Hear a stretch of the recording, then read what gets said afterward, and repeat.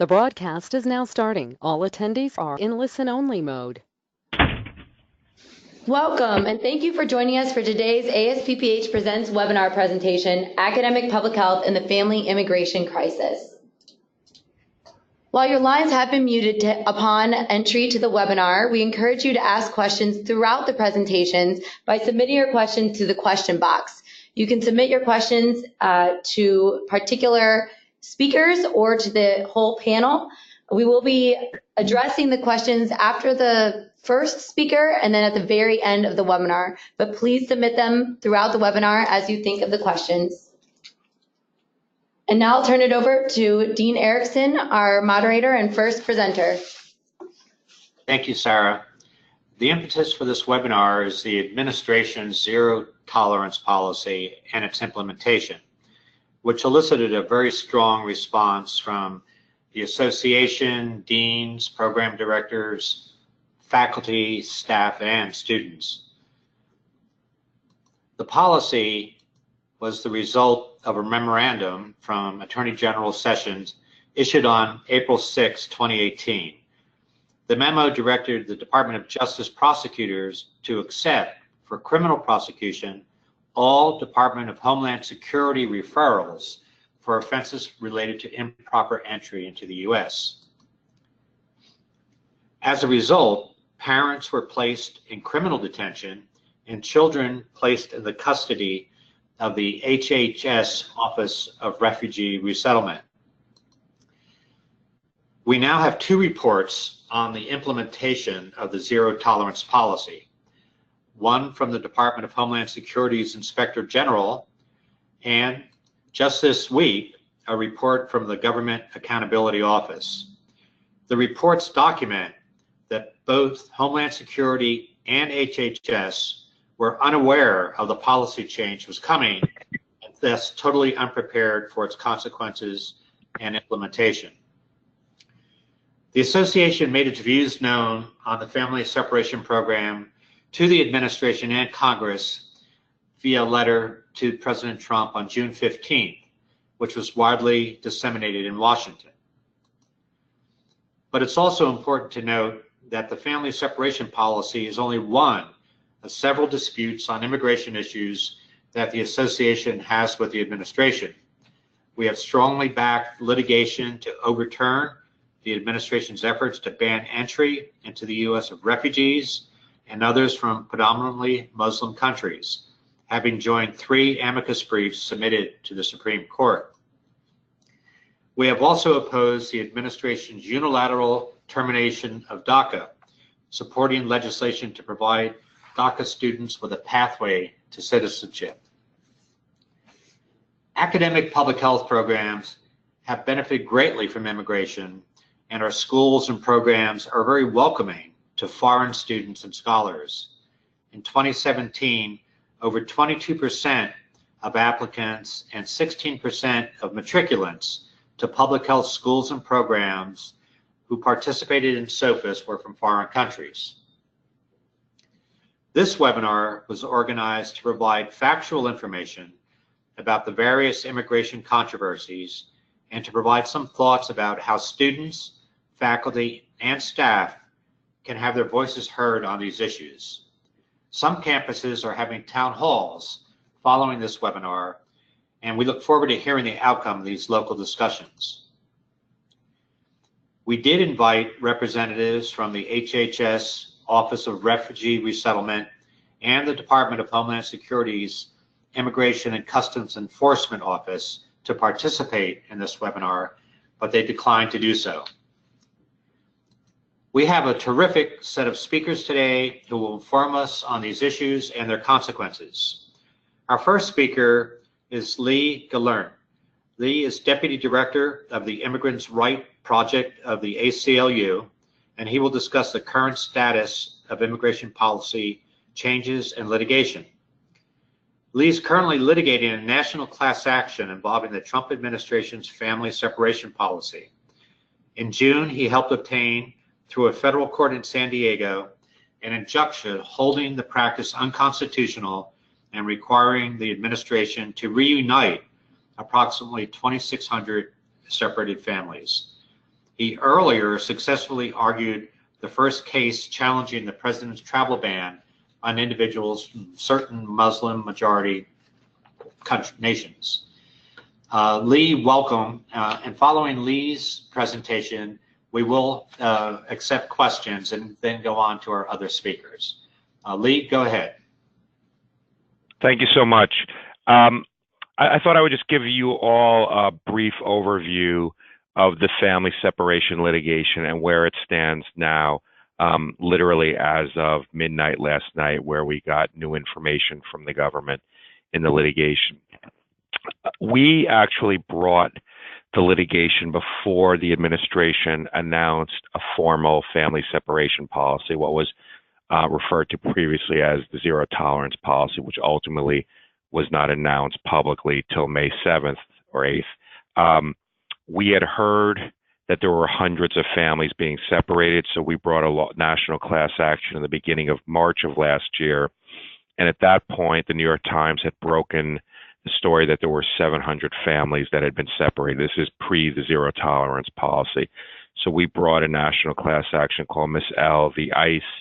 Miss L is a Congolese woman who came to this country seeking asylum with her then 6-year-old daughter. And some of you may have seen her picture with her daughter on the cover of the New York Times Sunday magazine this past summer. We brought that case and we ultimately obtained an injunction on June 26th, a national injunction barring further separations unless it was shown that the parent was unfit or was a danger to the child, and also requiring reunifications of the children who had been separated, which by that time was between 26 and 2,700 people, families, as at least that's what the government was reporting. Since that time, we have been working overtime with all of our nonprofit partners and law firms trying to reunite the families. The judge set a 2-week deadline to reunite children under 5. The government missed that deadline, then set a 30-day deadline, another 16 days to reunite the children between 5 and 17. The government missed that deadline. And during that whole 30 days, the government never really made any attempt to reunite the families where the parent had been deported without the child, which was between 300 and 400 parents. Only in the beginning of August did the government turn to trying to reunite those individuals, those families. And remarkably, what they said is, look, we know what country we removed the parent to, but we don't know where they are. If the ACLU wants to find them, let the ACLU find them. So since then, we've been battling with the government to obtain whatever information we can obtain from the government. We have now found all but a couple of parents and attempting to reunite them, or if they choose to have their child stay in the U.S., allow that choice to be made. And unfortunately, for the families, they're being faced with this horrendous choice of either leaving their children in the U.S. so they can seek asylum and remain safe, or bringing them back to their home countries, which allows the parent and child to be reunited, but puts the child in real danger. About 2/3 of the families are choosing to leave their children in the U.S. We'll be making an attempt to get the parents who were deported back to the U.S. if we can show that they were misled or coerced into giving up their own asylum rights. But the reunification process is ongoing. Although we've reached all but a few of the parents, the government still has, between 50 and 100 reunifications to do, but that may only be what we know of. Last night, we were told at midnight that the government found an additional 14 children who were separated, who have never been listed. So that's making us very concerned that there may be many other children out there the government's never listed, and especially in light of the reports documenting what we have shown during the litigation, that there was simply no tracking system. When they separated families, there was no tracking system to keep the parent and child's records together. The other thing that we're hearing now is that there may be separations that are still occurring. So the 14 children they reported last night were separations that occurred previously. We are hearing now that there may be ongoing separations. And as many of you know, the government has also leaked that they may be starting family separation 2.0 and doing it in a way that they think will get around the legal rulings, and so that there may be future litigation.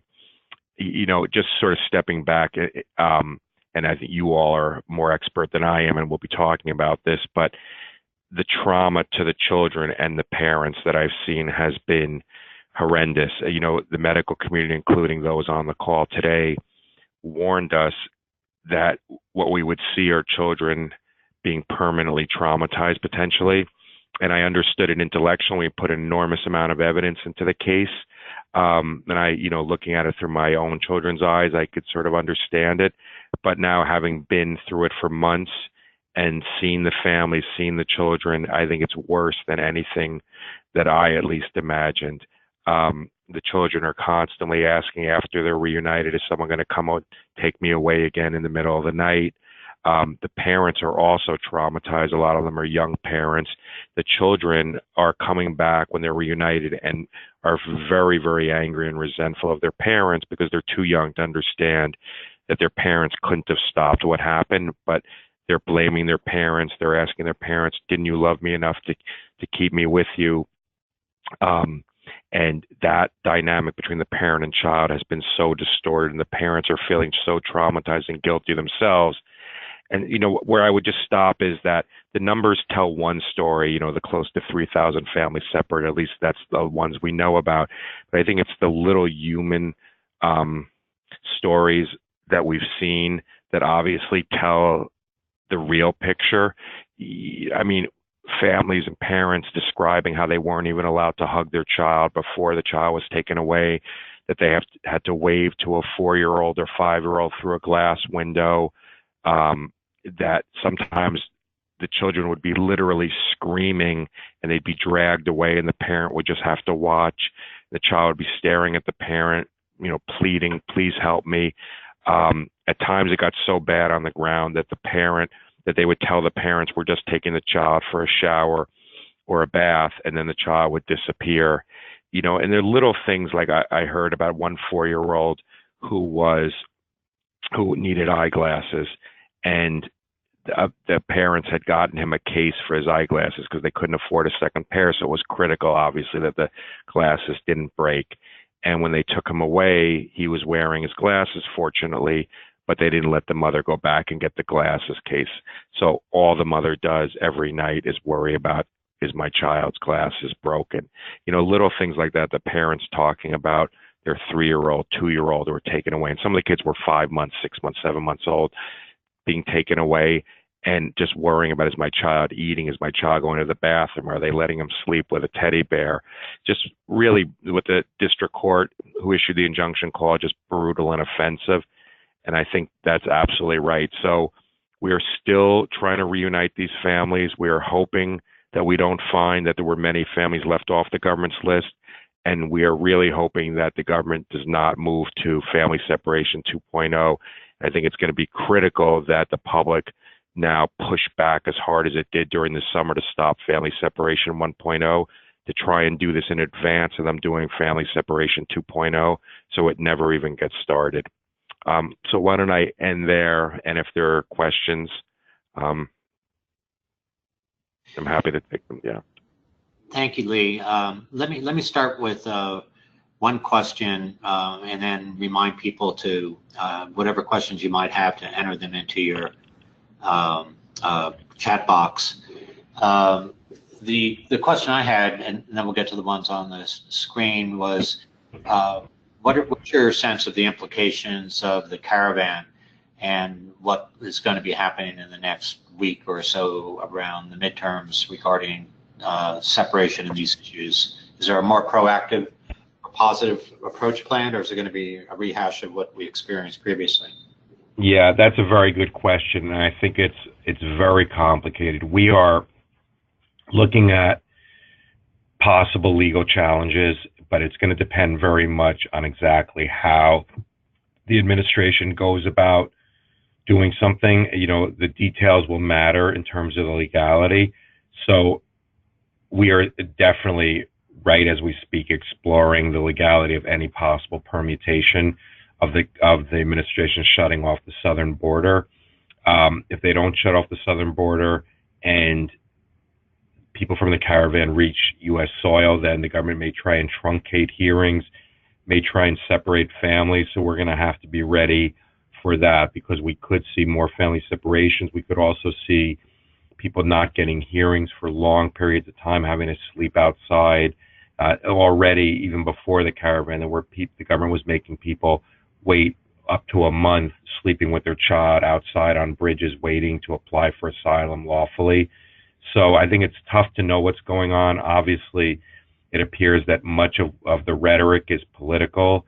And I think we're in for a tricky time before the midterms, but I can't say for sure exactly what the administration is going to do. We're hearing lots of different things, and what our response will be legally will depend to some extent on exactly what the administration's plan is. Thank you, Lee. One of the questions from the participants is, can you explain the Flores Agreement and whether it can be changed by rulemaking? Yeah, so that's a very good question also. The Flores settlement applies to children and allows children to be released from unlicensed detention centers, these family detention centers down in South Texas, in Dilley and in Karnes, Texas, these big family detention centers. It requires the government to release the child at the 20-day mark. Previously, when they released the child, they would also release the parent. The government is now threatening to put parents to the choice of either having their child released at 20 days and then they'd be separated, or the child remaining with the mother in these detention centers, or mother or father in these detention centers. And so it's not really much of a choice. And I think if the government attempts to put people to that choice, there'll be litigation. In terms of the rulemaking and Flores, the government, I think, is undoubtedly going to pass new rules to try and get out from under Flores, not just about the release, but about conditions and different types of detention centers. And that Flores covers a bunch of things involving the detention of children. They'll pass the regulations. They'll claim that the regulations allow them to get out from under Flores, and there'll be litigation. We're hoping that the court that oversees the Flores litigation will not allow them to get out from under it. We'll see what the court says, but there will be a battle over whether the new rulemaking regulations allow them to get out from under Flores.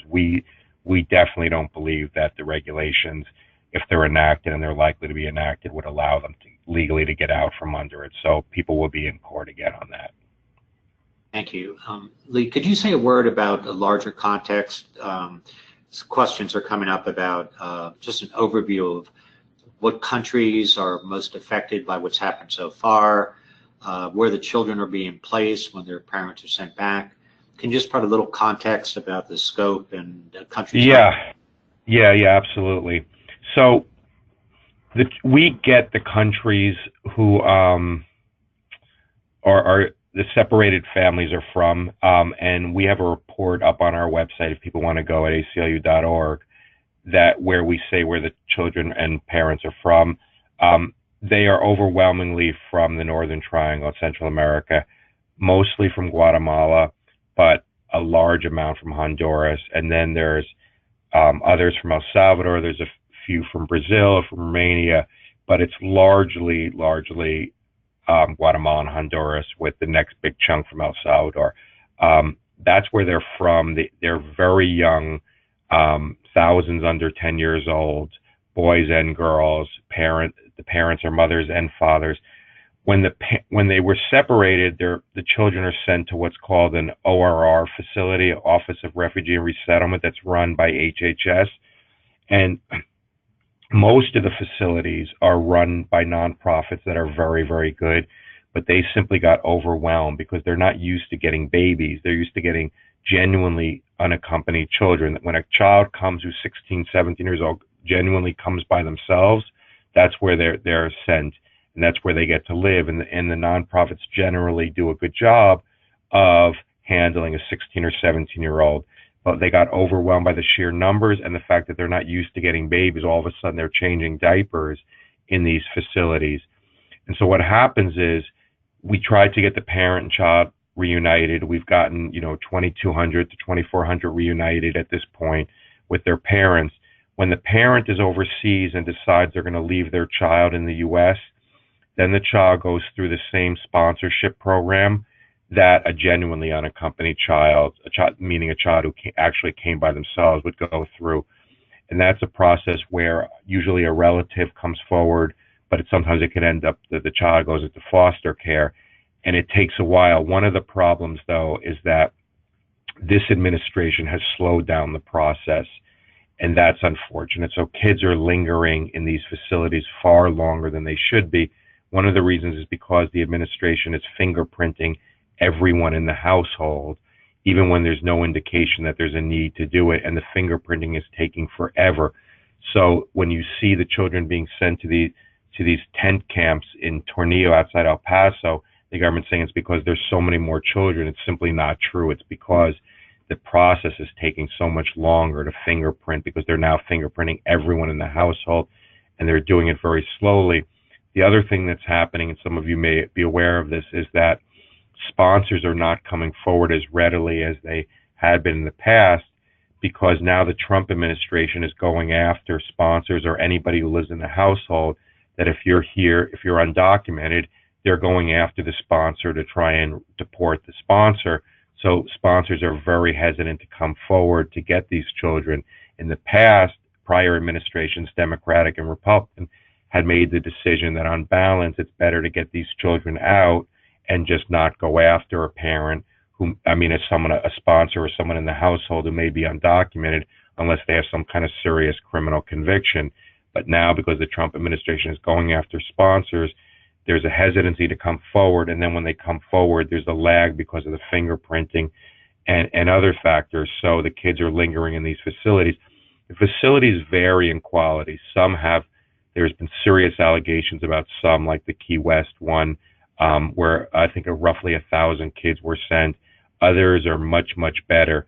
But I think, sort of as the medical profession has said, and will say on this call, that it ultimately didn't matter how good the facilities were. They could be palaces where the children were being sent to. The real medical harm, the trauma, is from the separations. You pull a child, especially a young child, away from their parents. In this situation, it doesn't matter how good the facility is that they're going to. They are going to be suffering serious trauma from being separated from their parents.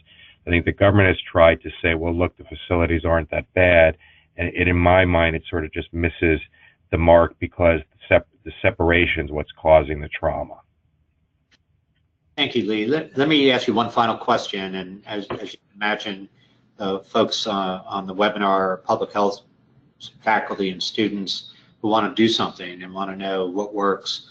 So if you could just end with a comment about what your sense is of the most effective advocacy that we can engage in.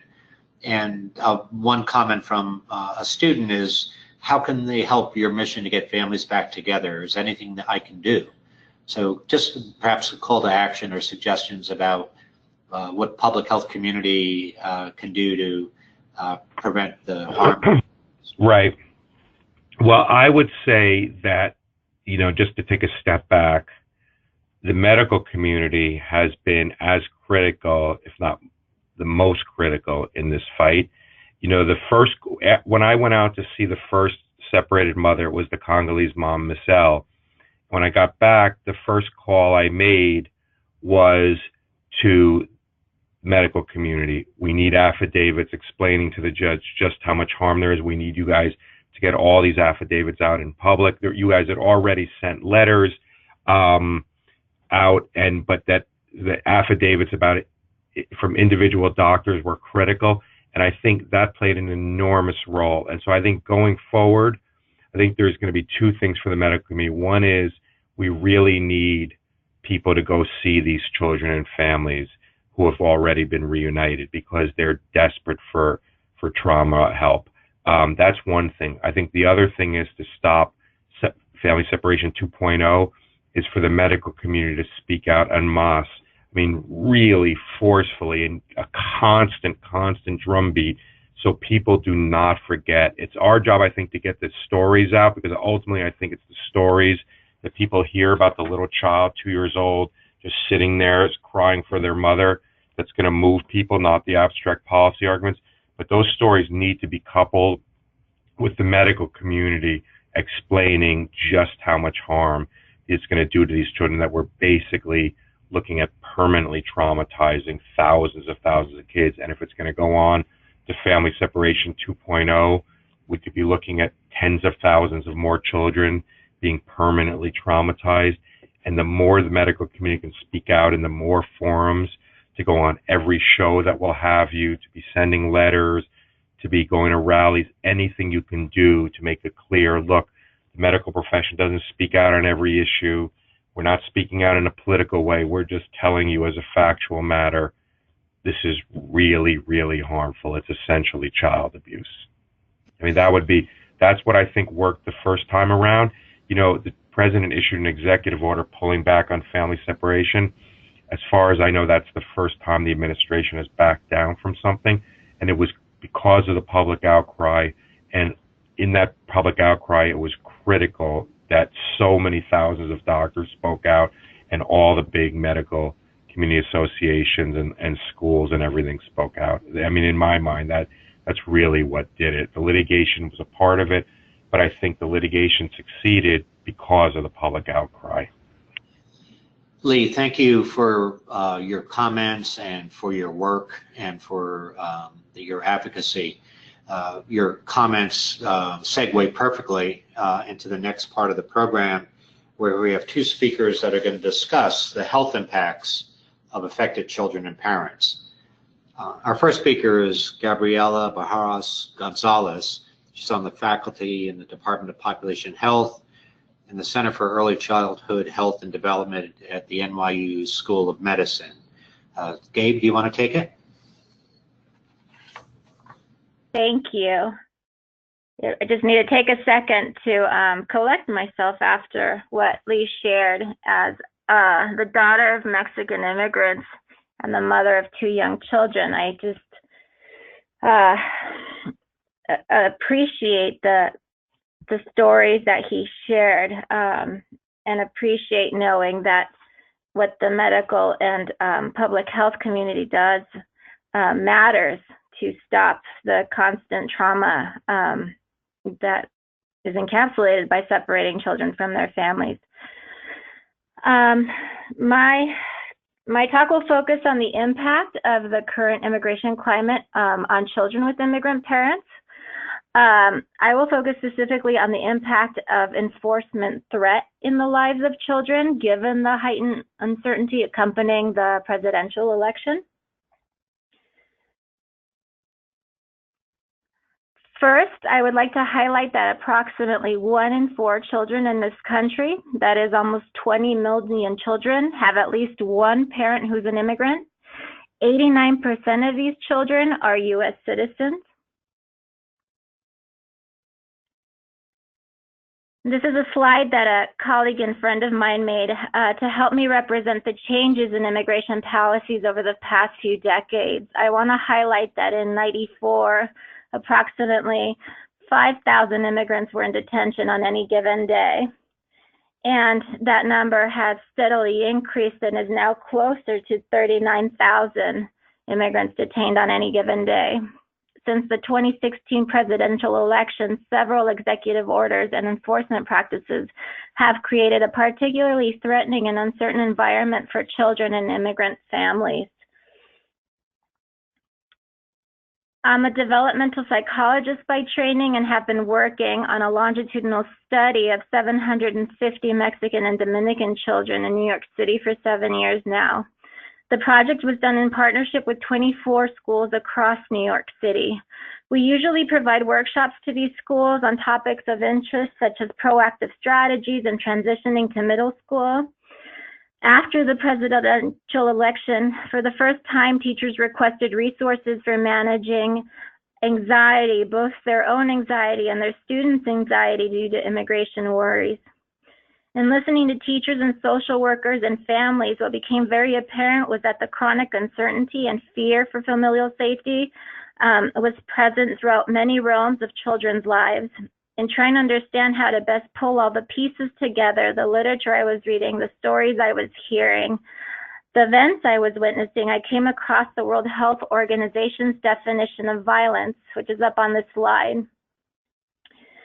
So, the intentional use of physical force or power, threatened or actual, against oneself, another person, or against a group or community that either results in or has a high likelihood of resulting in injury, death, psychological harm, maldevelopment, or deprivation.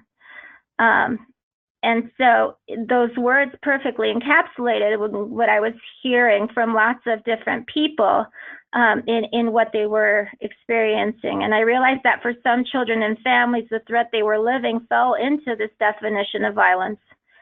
So in trying to understand all the ways a child's life might be impacted by current immigration enforcement threat, my colleagues and I adapted a model used for mapping exposure to community violence on child development to map the impact of immigration enforcement threat on Latino children. We focus on Latino children because while the threat of deportation affects communities of various racial and ethnic backgrounds, Latinos account for approximately 95% of apprehensions by Department of Homeland Security. And the high proportion of Latinos apprehended and living under the threat of apprehension places an enormously disproportionate burden on Latino communities across the United States. Additionally, the national immigration climate is characterized by a dehumanization of undocumented or quote-unquote illegal immigrants, which has been shown to have spillover ramifications for Latino communities regardless of an individual's citizenship status. So many of us can remember that when President Trump came up to announce his candidacy, the first thing he said, he called Mexicans rapists. And since then, it has continued in one way or another to fuel this idea of dehumanizing and also criminalizing immigrants. I'm going to focus now on the microsystem part of the model in respect for time. I'm talking about changes in families, peers, and schools that might be impacting children. Emerging evidence documents how threat and uncertainty shapes the daily activities and routines of children and immigrant families. In response to a restrictive immigration policy environment, families change their daily activities in attempts to protect themselves, consequently becoming more socially isolated. Families shift their behavior significantly in the presence of threat to avoid familial fragmentation and to protect their children. Immigrant parents report developing strategies and practices and efforts to safeguard their children, such as ensuring one parent is always with the child. In practice, this may mean that one parent is employed while the other parent is with the children most of the time. Families may refrain from going out as a family unit, that is, one parent will remain home to avoid both parents being detained, and families may limit how much time they spend outside of their home or the places they visit to avoid detainment. Really not going as much to parks, to malls, anywhere other than the home and to school, really limiting a child's exposure to the outer world and social environment. Additionally, the immigration climate strains parents' well-being, parenting practices, and the home environment. A recent study with 213 Latino parents with varying residency statuses found a 300% increase in the odds of a parent having high psychological distress in response to immigration news and events since the president took office. Parents with higher levels of legal vulnerability, that is, parents who lack legal documentation, have experienced the detainment or deportation of a family member, or have been detained or deported themselves, report greater negative impact on the family environment, which in turn has been linked to the well-being of children. Qualitative work with citizen children living with undocumented parents highlights the emergence of a cultural script of silence, a script held by family members that prohibits the discussion of legal status as a means of protecting the family and fostering daily survival. Silence regarding legal status, both within and outside the household, not only guides familial interactions, but also influences how parents interact with and provide support to the children. Taken together, these findings indicate that uncertainty regarding family unit and safety can be debilitating for many families, affecting their daily routines, their social engagement, and their interactions with one another. Another body of work is documenting the polarizing and negative impact of national anti-immigrant rhetoric and immigration enforcement policies on school climate, school personnel, and student well-being. Surveys of kindergarten to 12th grade public school teachers across the nation indicate that during the 2016 presidential campaign, bullying increased in schools. Students were more likely to say hostile and bigoted things about minorities and immigrants, reflecting the rhetoric heard either via media outlets or adults in their environments. Teachers, principals, counselors, and paraprofessionals noted that many students, especially immigrants and children of immigrants, were anxious, distressed, distracted, and missing school more often because of fear that either they or relatives would be deported or detained by ICE. Educators across the nation noted a rise in fear among their students, interfering with students' ability to focus in school. Moreover, educators themselves have been indicating that they are experiencing symptoms of secondary traumatic stress and a sense of deterioration in trust in their school communities. Teachers and school personnel report an increase in their workload as they work to ensure that children feel safe in school. Additionally, with the increase in bullying, which has a detrimental impact on students' academic achievement, we've seen that ICE raids in the community impact students' ability to focus in schools for months following raids, and that Latino children, regardless of citizenship status, are more likely to be harassed by peers or menaced with calling ICE. Children in mixed status households, that is, households with at least one citizen or legal immigrant child and at least one parent who is an unauthorized immigrant, are made aware of and live with uncertainty about their family's safety from a very young age. Early in their development, children are aware of biases in their social interactions as they experience discrimination directly or indirectly. Consequently, children may evade questions about their family's documentation status or may be on the lookout for police constantly. Children may also not be willing to speak Spanish, given fears that Spanish is associated with getting in trouble. Children's hyper-awareness of the threat of deportation to their families and possible family fragmentation is often noted by parents describing that their children, in the presence of law enforcement officers, will freeze or remain motionless when police comes around. Children in immigrant families become aware of differences in their legal status and that of their parents' deportability through exposure to media, interactions with peers, and experiences with discrimination. The emphasis on immigration enforcement that children may witness within their communities or through media, and the increased hostility that immigrants encounter, heightens a child's consciousness of how legal status can negatively impact families.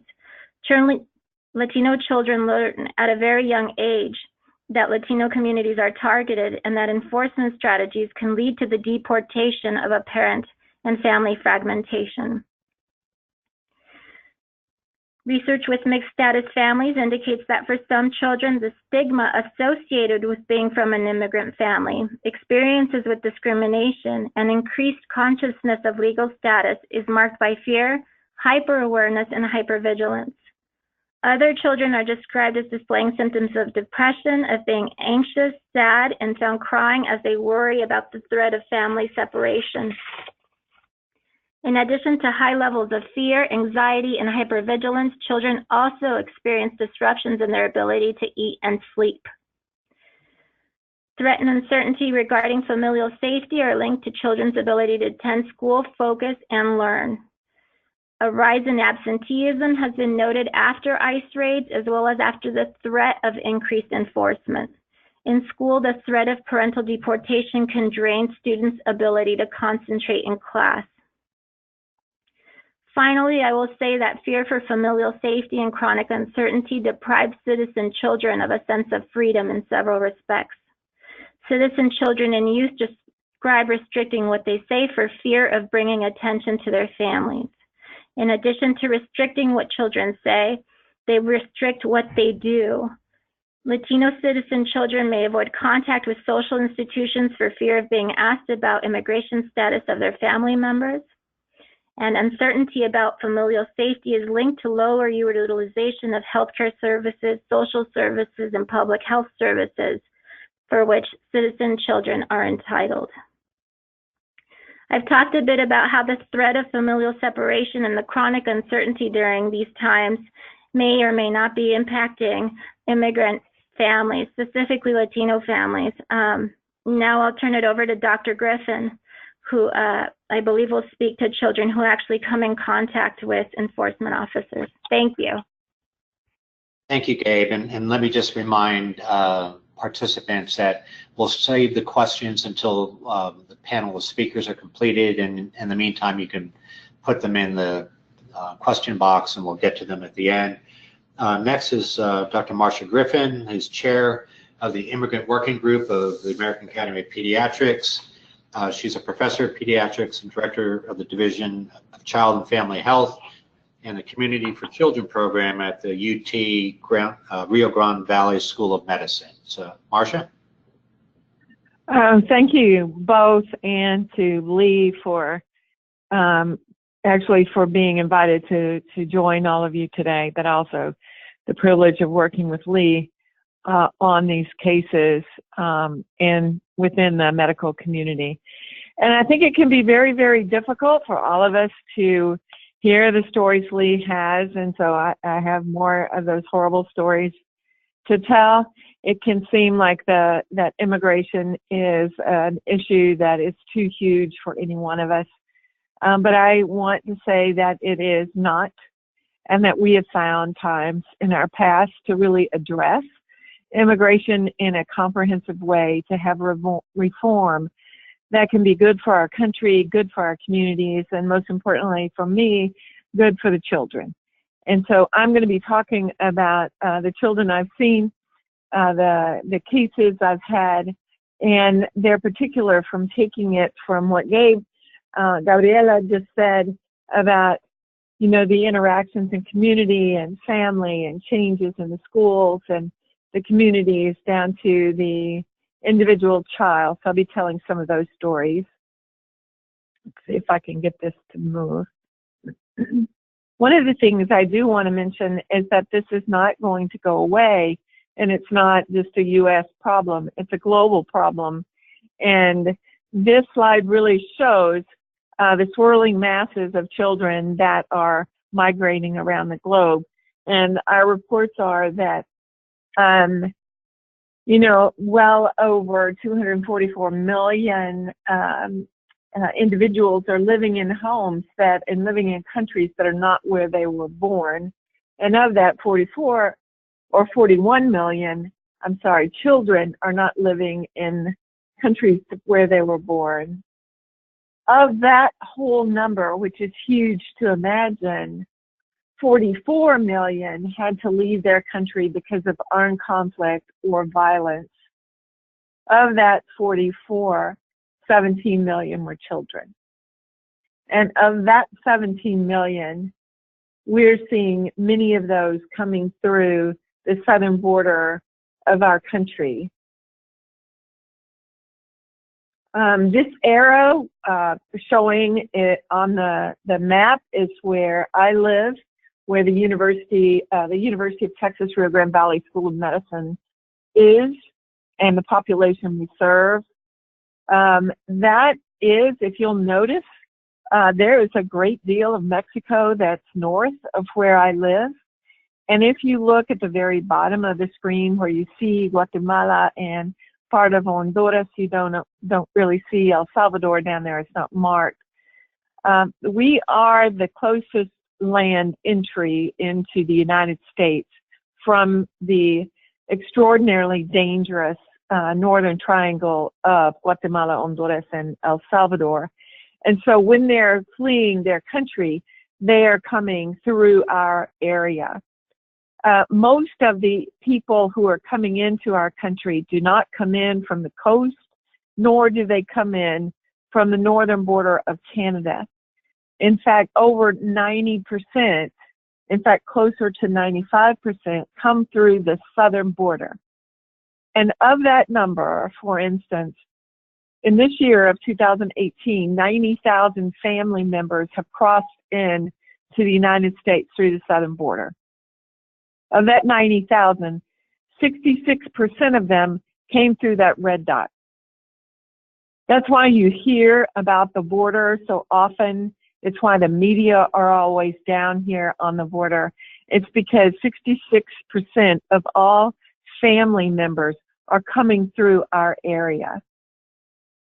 Also, 45,000 unaccompanied children came through the southern border, and 60% of that number came through our area. So it has been a problem for years of the migration through the southern border, and particularly in our region. And the facilities in that region of South Texas have been under a microscope the last 6 months. So I and my colleagues wrote an article in 2014. Really, it was to be called Terror, Children's Lives on the Border. It was published in the journal Pediatrics.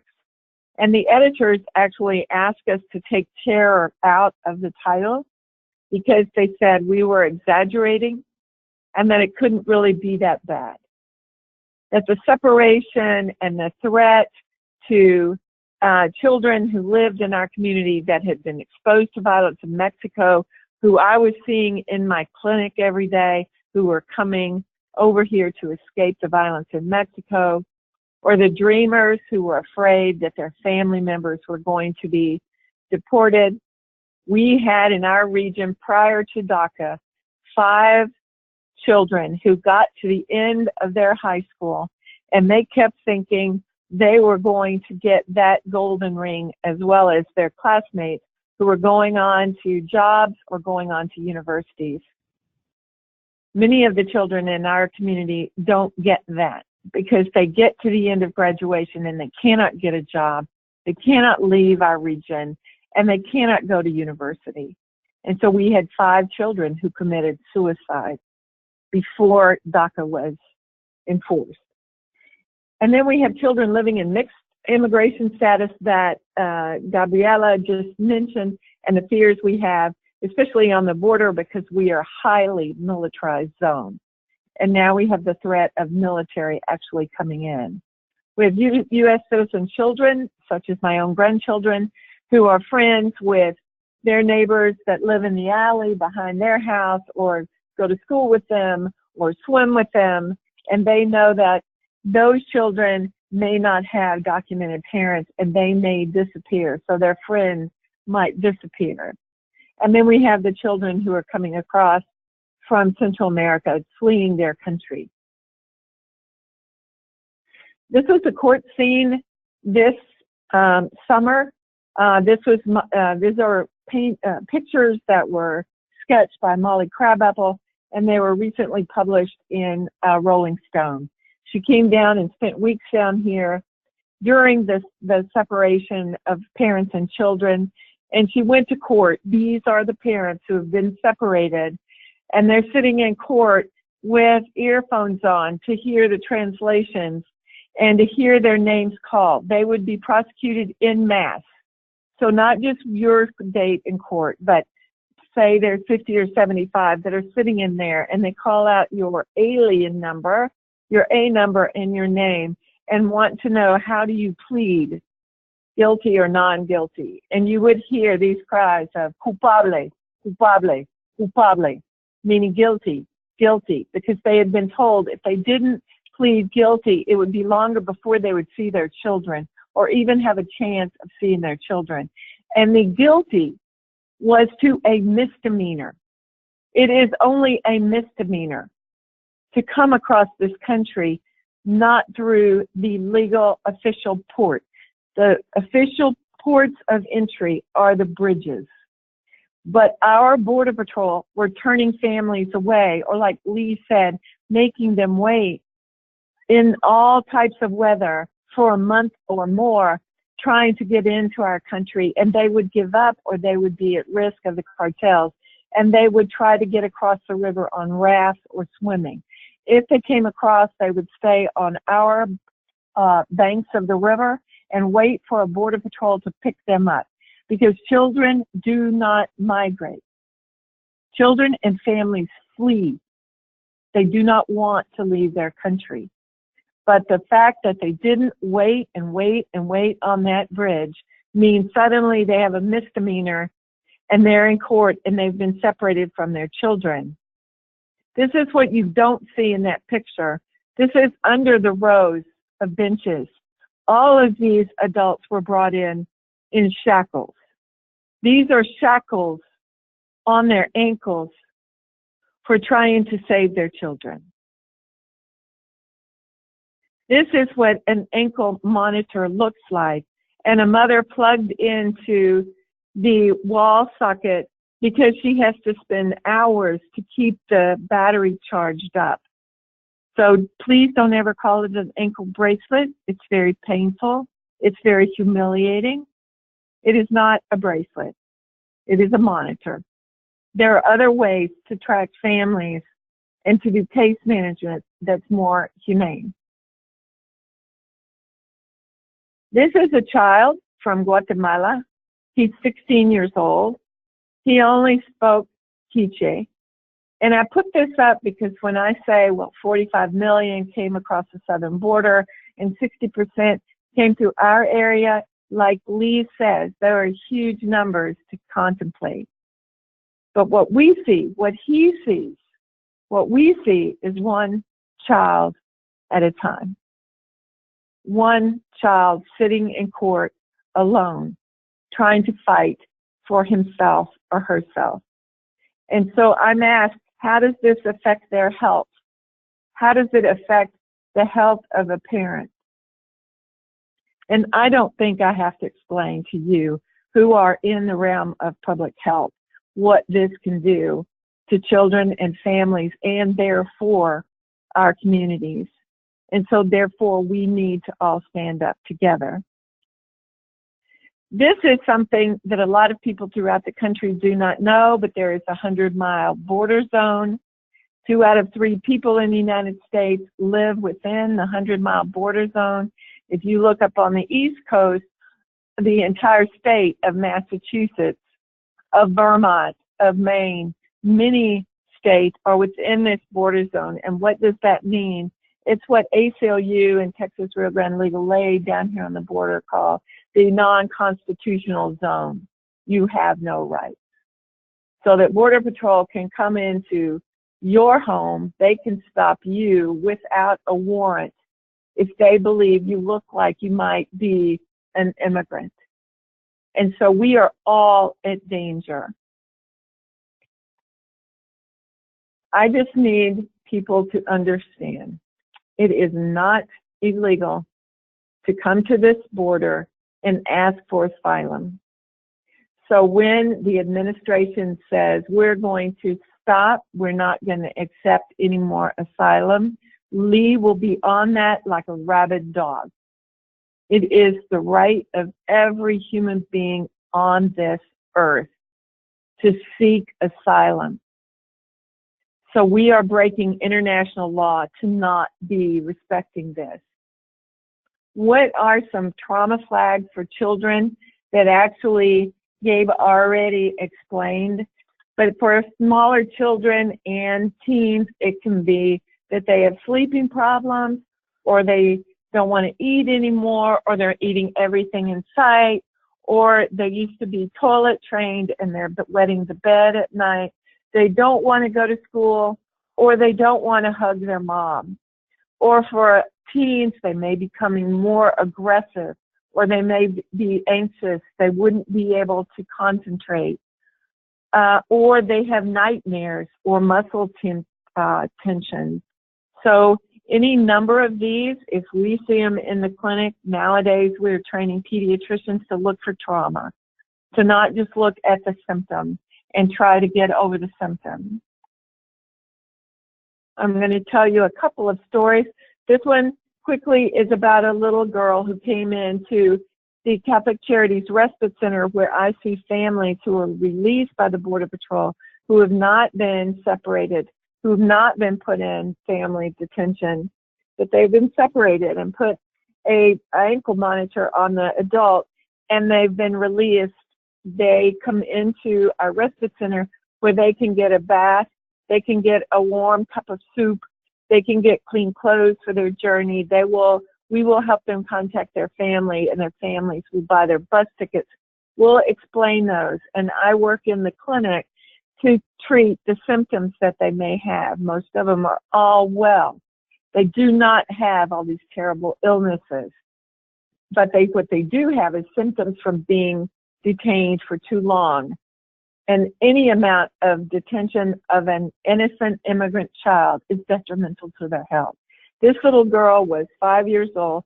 She came in and the mother said, "Can you please check her?" Because she keeps saying, "Me duele el corazón, me duele el corazón." And I talked to the mom. She asked her to hold the little girl in her lap. I talked to her about what was her birth like that, was like, how had she ever been hospitalized? Were there ever any problems in her history that would make me think that she has a heart problem? And mother went through all those details, which were negative. And then I, was just quietly talking and letting the girl play with my stethoscope. And then I asked, when did it start? And she said, when the Border Patrol had separated the father from she and the little girl. And it was not long after that she started having the symptoms.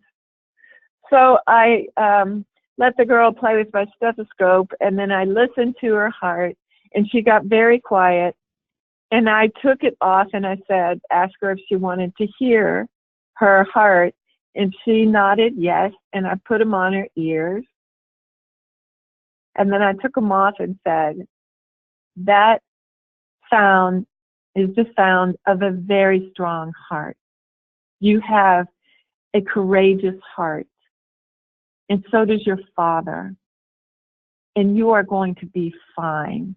Your heart is fine. Your mom is here. And she looked at me, and then she jumped off and ran away and played, just like any other 5-year-old would do. And then I'm going to tell you about a big girl who I first saw when she was 13, who had what looked like Guillain-Barré, which is a neurological problem that can attack a system after a very mild illness like an upper respiratory system or upper respiratory infection. But this girl's Guillain-Barré turned chronic, and that becomes the chronic inflammatory demyelinating polyneuropathy, which was a lot to say. But what it means is that for a very long time, she was half paralyzed. So she would have foot drop, and so she didn't have a lot of strength in her lower legs. She couldn't lift her ankles up, and she had been a volleyball player and a swimmer. She had pretty good strength in her arms, but her legs, she had to use a walker, and she was by this time 16. So it had been 2.5 to 3 years since she had this first onslaught that put her in the hospital. So she came into my office, and I asked her, just wondering if the prognosis of looking into the future was really worrying her. And her name was Sandra. And I said, Sandra, you've had this for a while, and I'm wondering, what do you worry about most? What do you worry about most at night? And she didn't say not getting to play volleyball or having to walk with a walker or not getting to dance at the prom. She said, I worry about my mom being deported any moment.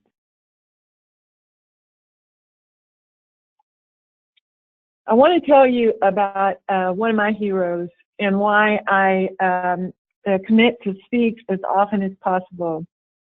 This is Dr. Janusz Korczak. His real name was Heinrich Goldschmidt.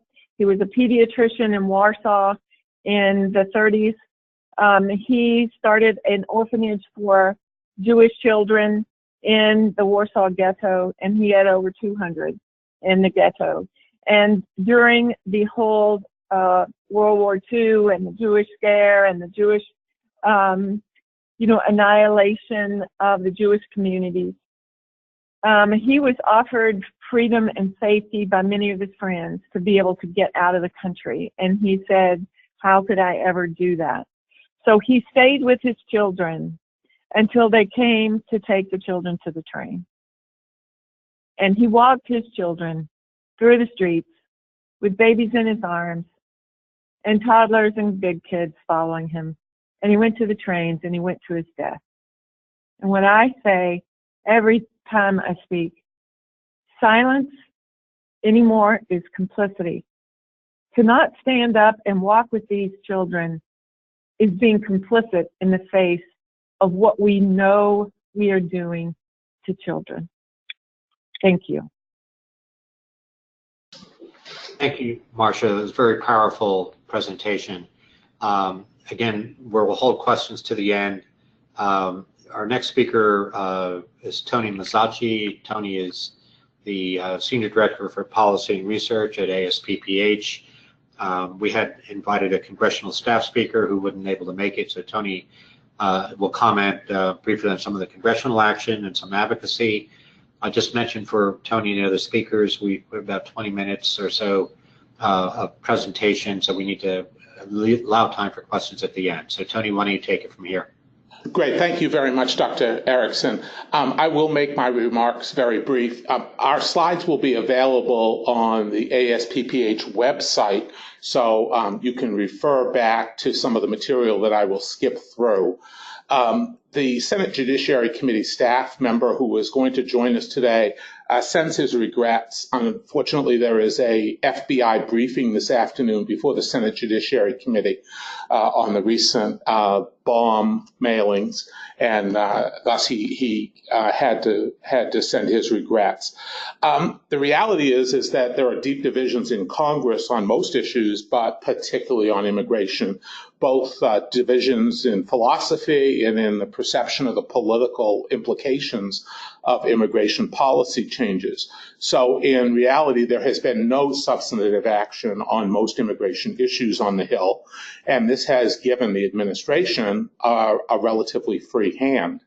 The only thing that has passed is within the Labor HHS Education Funding Bill that was enacted, there were requirements that the Secretary of HHS and the Secretary of the Department of Homeland Security provide Congress with additional reports on the number and disposition of both children and others who have been detained.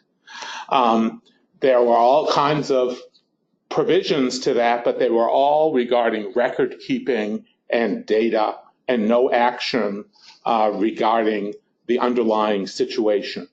They also required that the administration provide a budget estimate and a supplemental budget as to how they were going to pay for all of this, because it has proven to be extraordinarily expensive. They also had a provision that barred the administration from banning members of Congress from visiting the detention sites, which the administration had done. On the funding side, at the beginning of September, the Department of Health and Human Services submitted a notice to Congress that it was reallocating money, which it can legally do under a provision in the appropriations bill. The $266 million it was reallocating was from FY 2018 funds, and as you know, fiscal year ended on September 30th. So this was very much toward the end of the year when most agencies had already expended most of their money.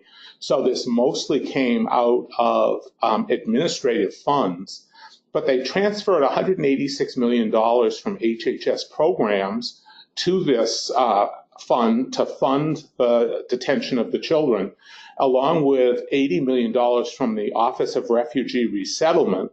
Of that $186 million, they took $87 million from NIH, almost $10 million from CDC, $16 million from HRSA, and $6 million from SAMHSA, the Substance Abuse and Mental Health Services Administration. They even tapped the Head Start program to pay for this. They also let Congress know that they were going to take another $180 million that had been earmarked for evaluations of, within the department.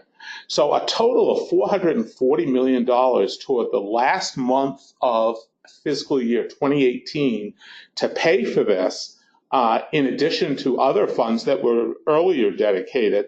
So this is a very expensive proposition. And there's no estimate yet as to what this will cost for the current fiscal year, which is fiscal year 2019. Congress is also not able to take action on the DACA program, the Deferred Action for Childhood Arrivals program, which the administration has tried to end. A conservative bill failed in the House. They didn't even try to do a more liberal approach that was supported by the leadership. And the only reason the DACA program is still in action is because of court decisions. This will eventually reach the Supreme Court. The current legislative issue regards the border wall, which the Customs and Border Protection Agency wants to build a 722-mile wall for priority areas. There's great arguments over the total cost of this. The administration originally said $18 billion. It's jacked it up to over $25 billion. Independent estimates now say it likely will be closer to $70 or $80 billion. There has been no money, realistically, any significant money, appropriated for this border wall. The Trump administration has threatened to hold up funding of federal agencies unless it receives funding for the wall, but it was forced to delay action on that until after the midterm elections. And so when Congress returns in lame duck session on November 13th, it's likely to be the first order of business is reconsideration of the funding for the border wall. At this point, they're seeking what they call a down payment of about $5 million. And so, $5 billion, excuse me. And so we'll see. There do not appear to be votes, especially in the Senate, for appropriating any funding for the border wall. On the advocacy side, I would only say that their efforts to advocate with the administration have proven impossible. They will not schedule meetings with outside groups and individuals on the immigration issue unless you are a campaign contributor or a member of the business community. Most of our advocacy has been with Congress and also trying indirectly to advocate through some business interest and local and state officials. Some of the general rules about advocacy, obviously one needs to determine the ask and the advocacy target. The current tools for advocacy have changed somewhat. Phone calls are no longer a real option. Most offices are no longer picking up the phone. The congressional switchboard has been overrun with calls, and it's just not a viable means of communicating. With the current situation with packages, letters are not being delivered, and when they are delivered, there's a delay of up to 6 weeks in a letter going to a congressional office. They're being sent to an outside facility, scanned in, and then delivered to the Hill. The only realistic way to contact the Hill is through email. You can go on your member of Congress or senator's webpage, and they usually have an email form. There also are, most offices are still accepting visits, either in the DC office or their local district offices. If you are a constituent, you generally can get an appointment. It's best to approach the staff person who's handling immigration. We have put up on our website, on the site for this webinar, and where the recording of this webinar will be, some resources for you, including a list of all of the immigration legislative assistants in the Senate and the House, organized by state and congressional district. And these were accurate lists as of this morning of the legislative assistant who is charged with handling immigration. These are the people you need to go through to schedule an appointment or to try to contact the member.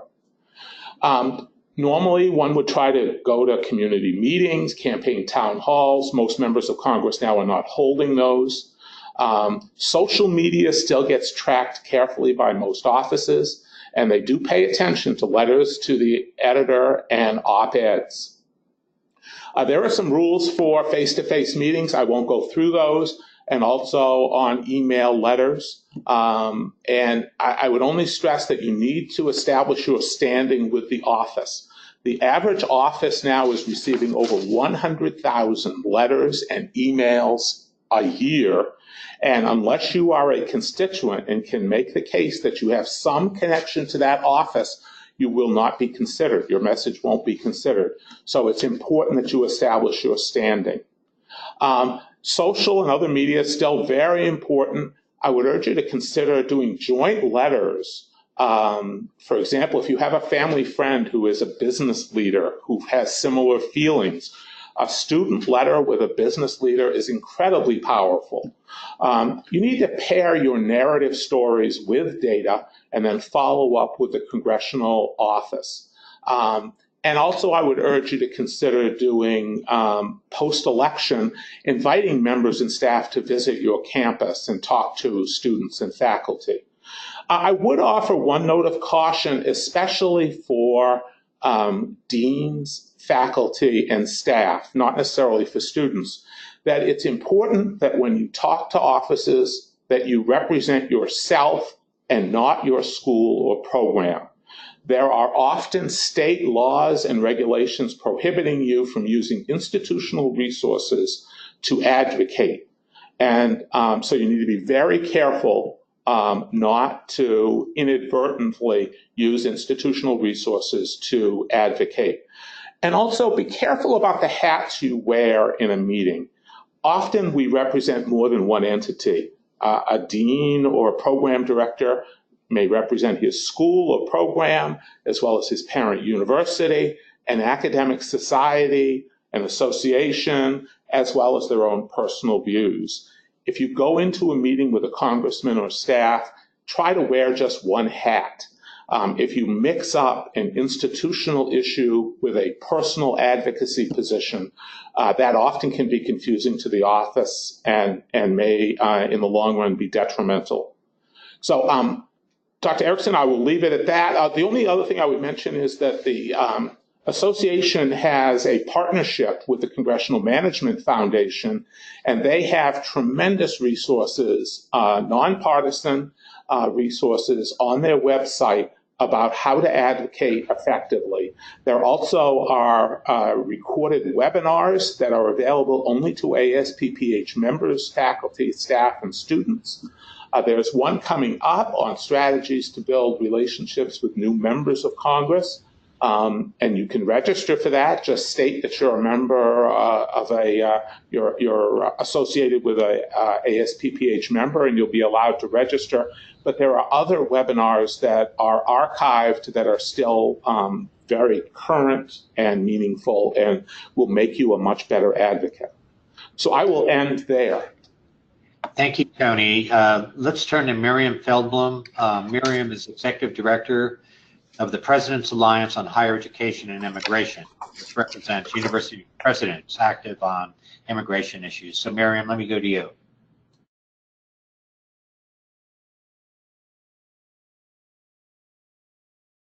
Miriam, you may be muted. Yes, exactly. I was muted. Thank you so much. And thank you for inviting me to participate. Before starting, I want to affirm the importance of centering the immigrant voice in these kinds of conversations. Immigrant students are the experts of their own experience, and students, along with immigration advocates and practitioners and researchers, as we've heard today, are often best positioned to identify top priorities and effective practices. As a second-generation immigrant myself, a daughter of a refugee and an immigration scholar, I'm committed to that.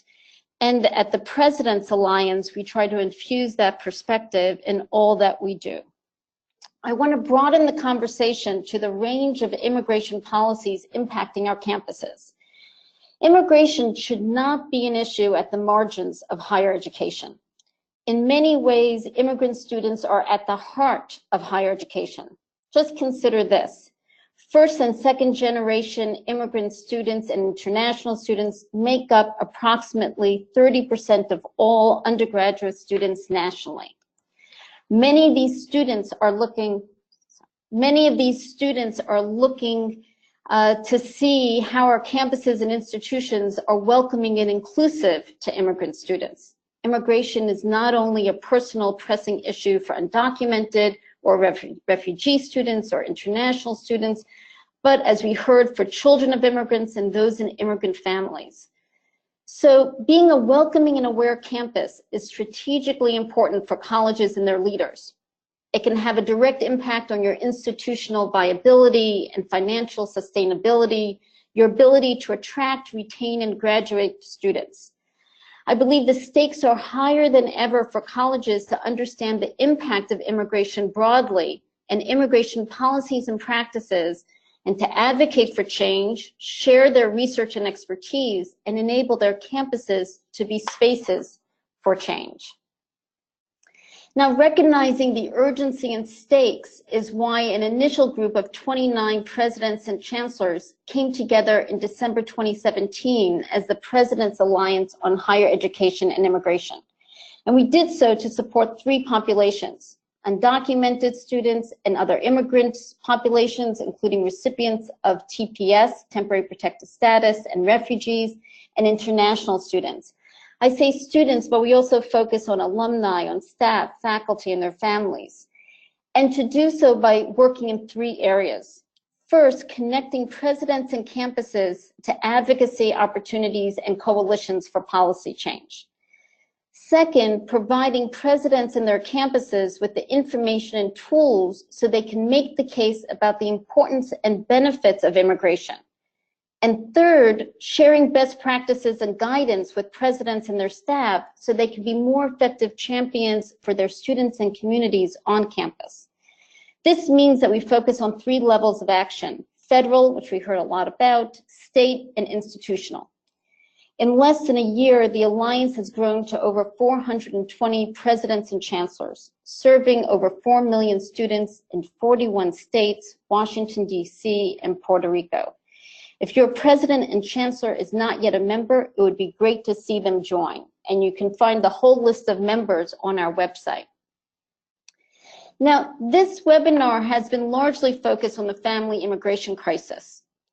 And as we also know, across the country, immigrant and international communities are being confronted daily with harsh rhetoric, exclusionary policies, and the prospects for more harmful changes, many of them impacting directly or indirectly our campus communities.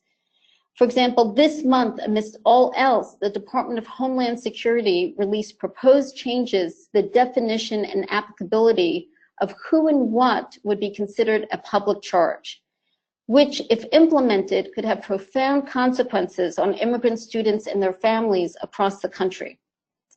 So now more than ever, colleges and universities and staff, faculty, and students on those campuses need to think about what we're doing in relation to immigration and how we're working together at all three levels: the federal, the state, and the institutional.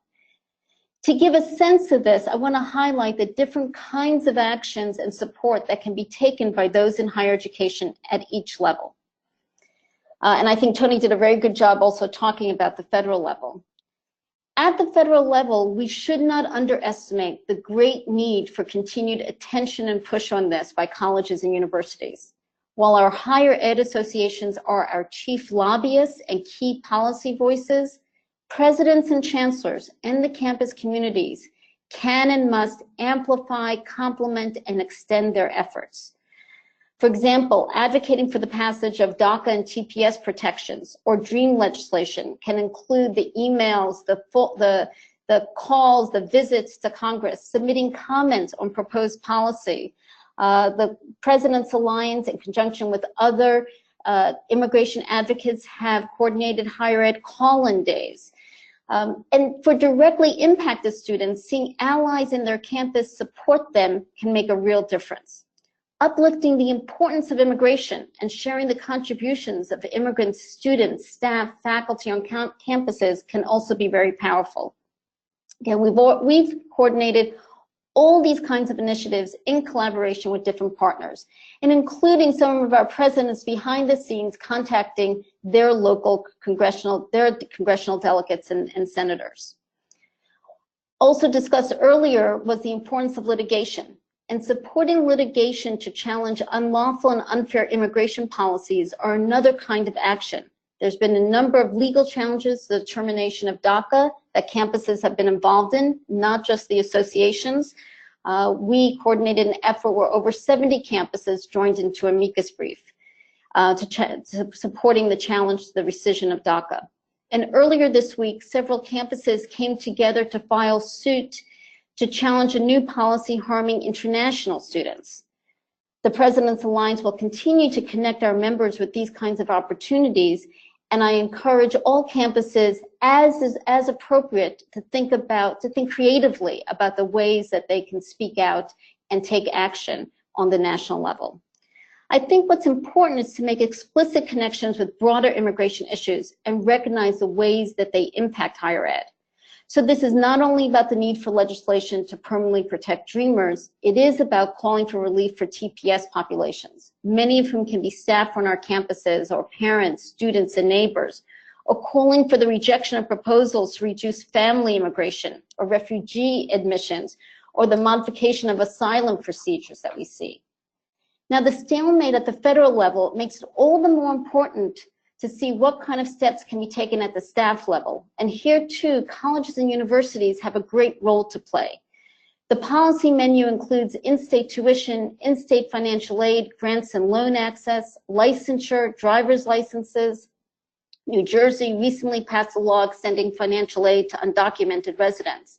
But states are all across the spectrum, with a good number who are 0 for 3 in terms of in-state tuition, financial assistance, and licensure. As you know, professional licensure laws and eligibility criteria are decided at the state level and directly impact students and alumni. Whether you're a private or public institution, our students can be affected by licensure requirements if they're not able or eligible to obtain licenses due to their immigration status. And then there's the institutional level. And here we need to pay attention to people and programs, policies and practices. Our own institutional rules and policies can act as gatekeepers or gateways, as hostile environments or welcoming places. So for example, at the President's Alliance, we've shared FAQs on immigration issues and policies in the campus context. And this now means that we need to be more fully engaged in immigration policies, understand our practices and their impact, and help support our campus leaders to do so.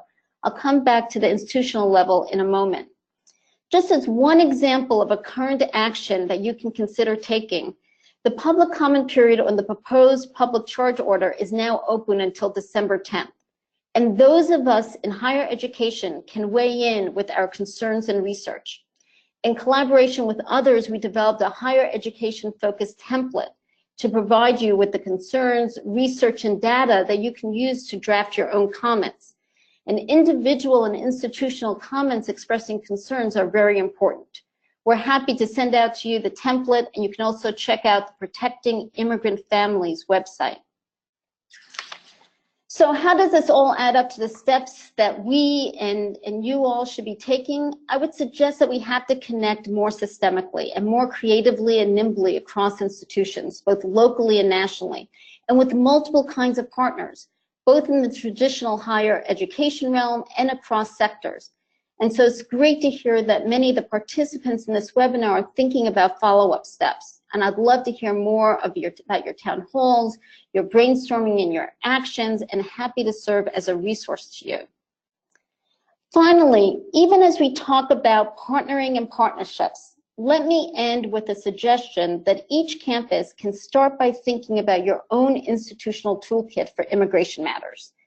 And let me highlight a few items that can be in this toolkit. First, policies at all levels matter.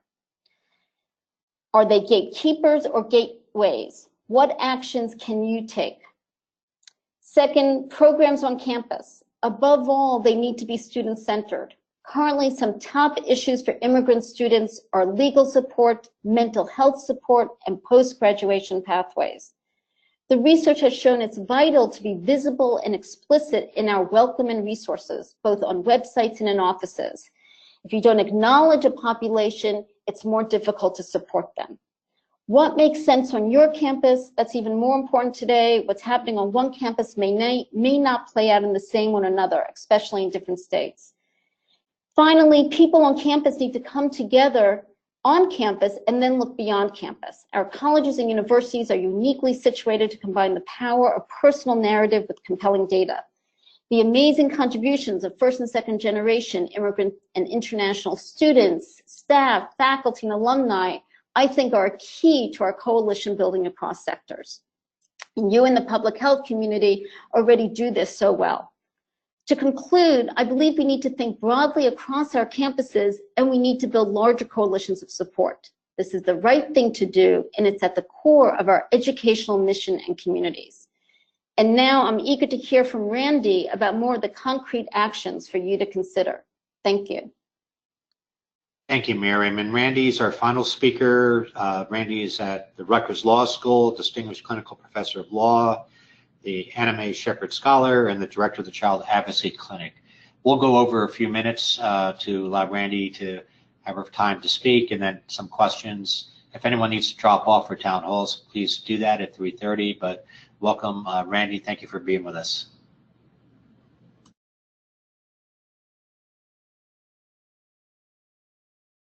Randy, I will try to, can you hear me? Okay, great. I will try to keep my comments very brief. And thank you for having me, and thanks to everyone who's on the call. I just want to echo what everyone has said in terms of the importance of standing with immigrants and doing what you can to be their allies and their supports. My purpose here is to really help introduce the post-webinar conversations that I hope you will all have, and the questions that you'll be asking, namely what you can do to help. But before I do that, I just wanted to share with you something that I don't know is so common, is that in communities in all states, there are a lot of unaccompanied minors living in your communities, and a lot that can be done to support them. And my talk will focus on both things that can be done to support these children and other things that can be done more generally that echo a lot of Miriam's comments in terms of what can be done to support immigrant communities generally. But and going back to what Lee said toward the beginning, when children arrive here alone, meaning that they are under 18 and without a parent or guardian, and they are apprehended at the border, they are determined to be unaccompanied children or unaccompanied minors. And these children, and it also does include some of the children that were separated, because when they were separated, they were considered unaccompanied children, are supposed to be under the law transferred to the Office of Refugee Resettlement within 72 hours. And but then they are supposed to only be held in ORR facilities for as long as is necessary to try to find family. And then that family is vetted, and the children can be released to their, maybe a parent, an aunt, an uncle, a grandparent, a cousin, whomever, that are living in the community. And so, you know, the numbers are quite large, and what is up here are the numbers coming from the government of unaccompanied children that have been released to what we call these family sponsors. The biggest was in 2014. That's often called the surge, but as you can see, the numbers have remained quite high, and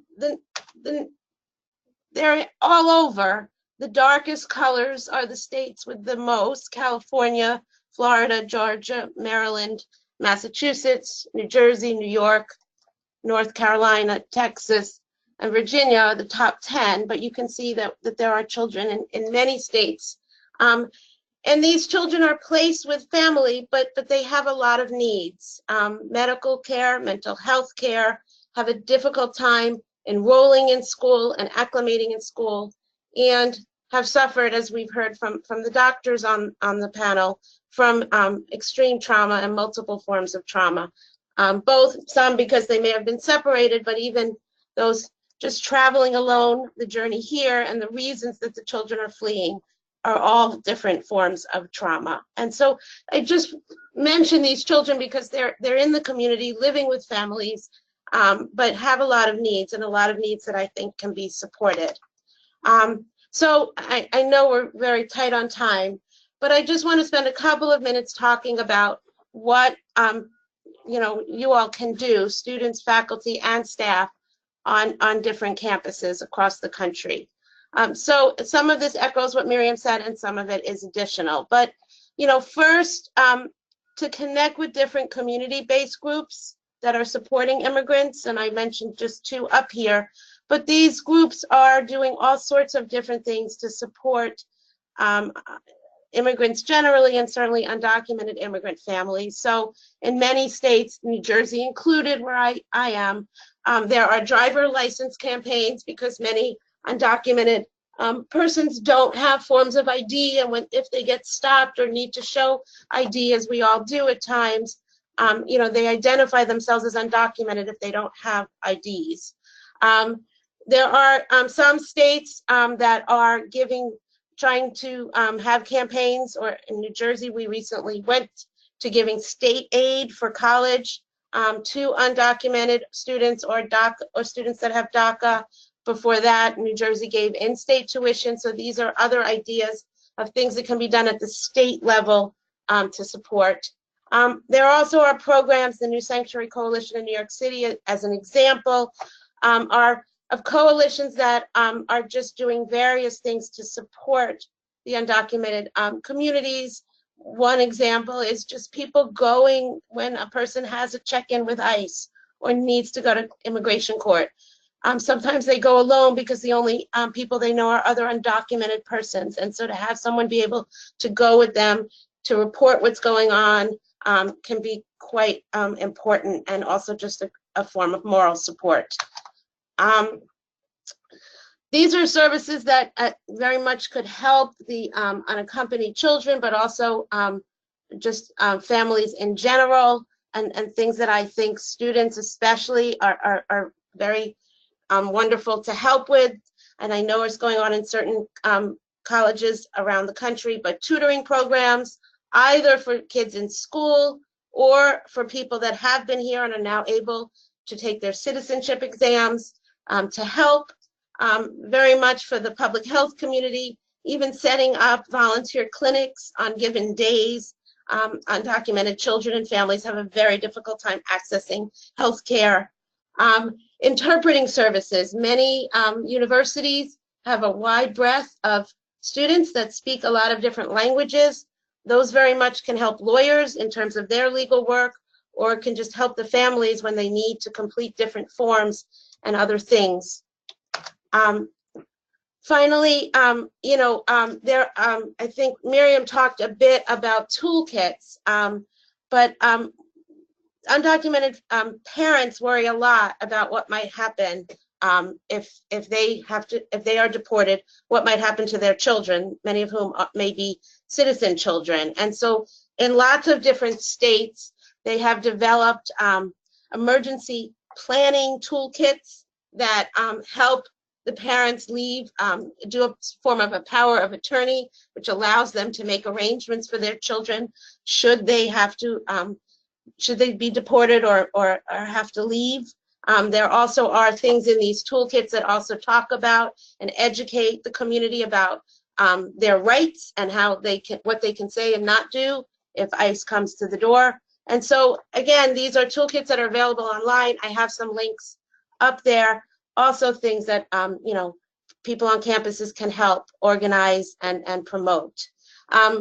Miriam talked about comments to the public charge rules, but up until November 6th, so we're getting very close, there are comments that are being accepted for the regulations that are going to negate a lot of the protections under the Flores settlement agreement that Lee talked about earlier. I give one link to sample comments, but you can find others online. And finally, these are things that I think can support undocumented students on various campuses. So doing a lot of things that would make the campus be very safe and welcoming to the students. Supportive services to assist undocumented and students with DACA. Legal services that would assist students that are undocumented or have DACA, and also universities themselves that can create scholarships and other forms of financial assistance that very much help their students. And with that, I will end and let there be a little time for questions. Thank you so much, Randy. And it's a perfect to have some practical suggestions of what universities can do related to immigration and on our campuses. So we still have a few minutes. Our time's not expiring. If you do have questions, please enter them in to the question box on the website. We can take a couple minutes with them. One of the questions that came up during their presentation was, and I think, Randy, you just answered this, but are comments on the docket still open and helpful for the floor? Yes, comments are still very much, they can be submitted until November 6th, so there still is time. And I think the more comments, especially from people from the public health community, the regulations with regard to florists would not only keep parents with children detained indefinitely, but it also would extend the time that children, the unaccompanied children, are detained. And so, we've heard a lot about the traumatizing effects of being in those kinds of institutions, and these days it's tent camps. So very much I encourage people to write comments. Great. Thank you, Randy. Let me ask a question to Miriam. And I didn't know that there was a President's Alliance on Higher Education and Immigration, but could you say a word in terms of differences between private and public institutions and how they approach this issue, and any recommendations for public institutions that may have a more complex policy environment? Absolutely. And our membership, we have approximately 429 members, and half are public and half are private, and across the educational sector. And it certainly can depend on what state you're in, as well as the type of institution. So to give an example, when it came to speaking out about family separations and detention, there were a number of public institutions who were legislatively constrained from speaking out about that issue because it did not have a direct impact on their students or higher education. Well, there were many in the private institutions who wanted to speak out, as well as some public institutions in other states. And we released a statement that was clear, that was not on behalf of all of our members, and we also provided a lot of resources so that even those who couldn't speak out publicly could be able to share resources and take actions that were appropriate for their campuses. We're very mindful that for some presidents and chancellors, the best way to engage is not as public as it may be having conversations behind the scenes.